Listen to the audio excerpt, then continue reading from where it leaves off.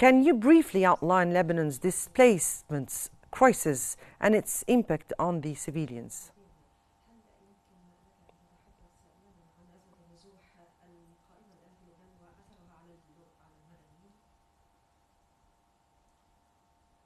In fact, because of the violent assaults and attacks that are systematic and barbarous by the Israeli enemy, around 1,500,000 persons got displaced from the south and from the Dahia, the suburbs, and from the northern valley, and from Baalbek as well.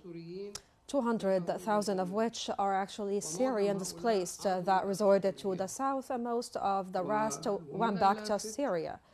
And it is, in fact, interesting that Syria received 162,000 displaced persons and considered them guests, which actually is synchronized with the return of 400,000 displaced persons back to Syria. And this, in fact, attests to the fact that voluntary return is still being welcomed by the Syrian government. And, you know, all the allegations claimed by international organizations and the UNHCR and the European states and the United States, you know, claiming that Syria is not welcoming these returnees. All these claims are false. In fact, returns and voluntary returns are being facilitated and welcomed by Syria. In fact, internally displaced persons that are now 1,200,000 persons are now distributed across a lot of hosting centers. And in fact, the rest of the displaced persons are now being hosted in Lebanese households, which attests to national consolidation and solidarity in this tight circumstance. Indeed, as you said, respectively, here over 1 million displaced, 1,300,000, as you respectively said. How is the government addressing the urgent shelter need? And what challenges does the scale of displacement impose on your government?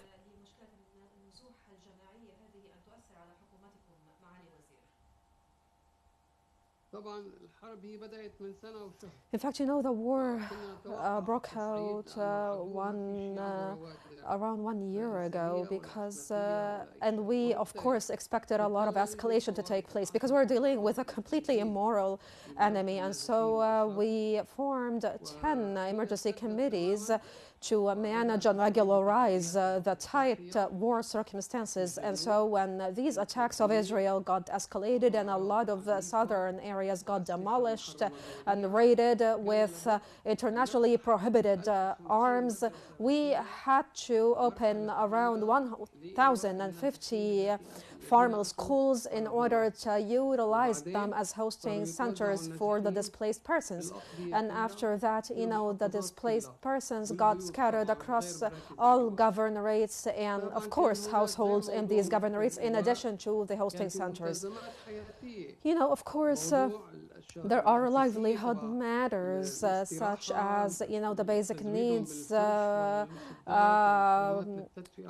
like heating and furnishing needs and food needs of these individuals.